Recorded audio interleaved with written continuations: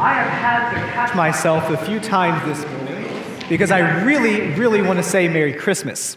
But I have tried intentionally to not say Merry Christmas, and I was blessed after the first service because everyone came up at the end and said Happy Advent instead. So, Happy Advent. It's not Christmas yet. We are almost at Christmas, and all of you are invited to join us on Christmas morning for a morning prayer at home from Ascension, and you can grab bulletins and the narthex on your way out, or join us online with the bulletin on the website.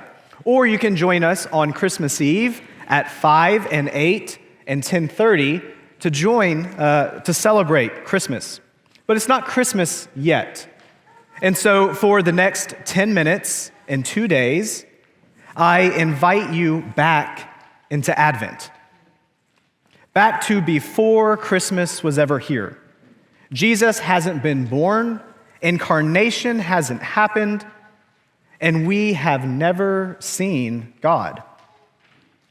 Some say God has abandoned us, and it feels dark. Just like our season of winter with long dark nights, it feels like it's getting darker every day. The evil and the powerful are trying to consume us on all sides, but we have hope because God promised God would act. And so we wait. We wait and we keep waiting because that is Advent, a season of remembering, waiting, and preparing the way for the Lord. To help us with that act of remembering, we can actually jump back in time with the first lesson from the book of Micah. Micah is one of the last books in the Hebrew Bible, and it's in this collection with other prophets. The passage that we read today refers to this little town of Bethlehem, with one from God who is going to reign as king, with the strength and the majesty of God, being a shepherd who brings security and peace throughout all the ends of the earth. Now, to us, this sounds obvious. Yeah, the Messiah will come from Bethlehem. But remember, it's not Christmas yet, it's Advent. We don't know everything about the Messiah yet. And from what we do know, you would think the Messiah would come from a political or military or maybe even a religiously significant town, not Bethlehem. I grew up in Powell. Nothing ever exciting happens in Powell. Something that might exciting could happen in Farragut, but probably Knoxville, never Powell. Growing up, Powell was just a train station. We got really excited when they built Emory Road. Bethlehem is similar. It was only known as a special graveyard. And yet Micah prophesies that the very Messiah will come from a place as small and insignificant as Bethlehem, with us still talking about it 2,000 years later. What makes the story of the gospel and Christmas so powerful is that it is radically offensive, not for who it keeps out, but who it keeps in. No one expected anything from anyone in Bethlehem, and yet they brought forth the Messiah for the whole world. And this Messiah didn't come from a ruling lord or the town priest or even a wealthy merchant, but a poor unwed girl who simply said yes. In Christmas, we will celebrate that miracle, but in Advent, we remember, wait, and prepare by reflecting on the obedience of a young girl who changed the world. And that change is powerful, and it is radically offensive because it pulls in the leftovers and makes them the crux of the story. And that includes you, and that includes me. And we, like Mary, can change the world too. If nothing was expected of Bethlehem, even more can be said of Mary, who really does seem to be just a poor, insignificant, unwed girl. And yet today's gospel begins with Elizabeth's greeting to Mary, "Blessed are you among women, and blessed is the fruit of your womb." From no one to being blessed among women by saying yes. Yes to God with no reservations. The power of that yes can be seen in how Elizabeth and this little fetal John the Baptist respond by leaping with joy when the Messiah comes near, still in Mary's womb. And that story becomes even more radically offensive when before any other king or person of power even appears in the story, a baby becomes an integral part. For from the womb, John the Baptist begins on his mission of preparing the way for the Lord by making all of us pay attention and see if we will leap for joy with him. It begs us to ask the question, if this baby can recognize the importance of what God is doing, can I? Mary did.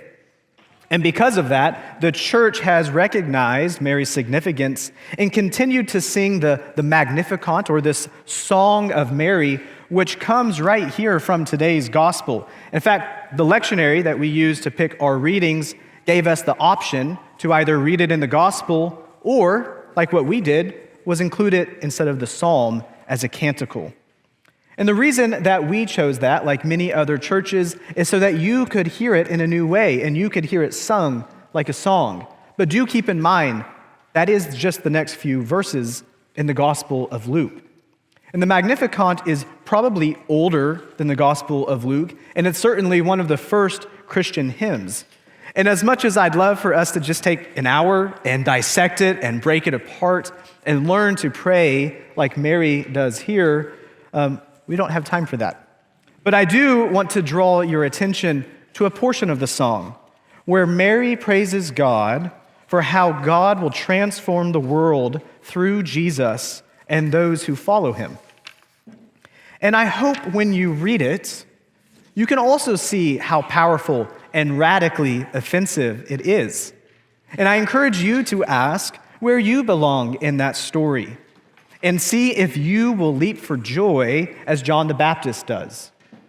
Mary begins the song by saying, "I will magnify and rejoice in God, who looked on this lowly servant with favor, and now all generations will call me blessed."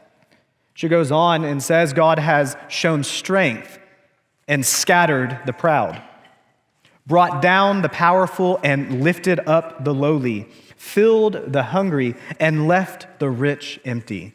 And she ends it with this reminder that God helped Israel and remembered the promise forever.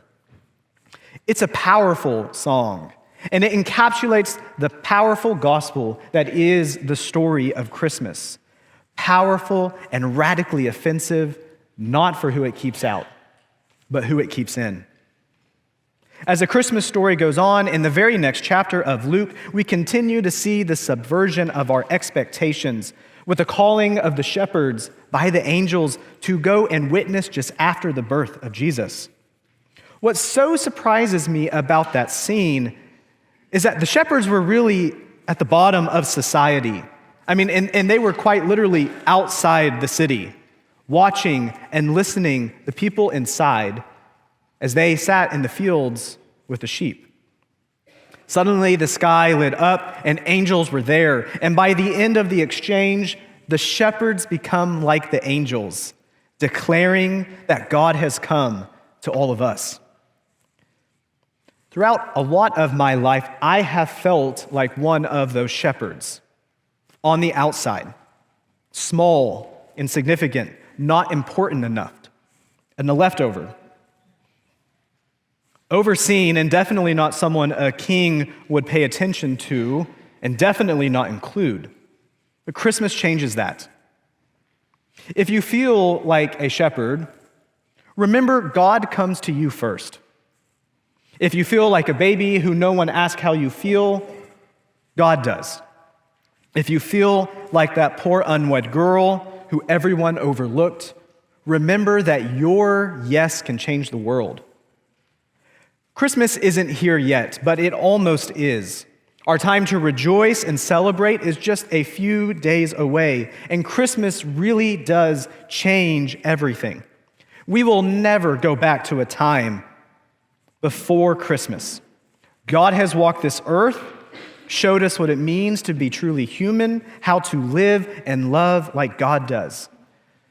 With that said, our lives in some ways are like this eternal Advent. It is always our job to keep remembering, keep waiting, and by the grace of God, keep preparing the way for the Lord. The work is hard, but God is with us. God comforts us and aids us just like God has done throughout all of history. And when you face those dark nights, remember to look for the star. And when your dark night ends, remember that you are the star for all of those around you.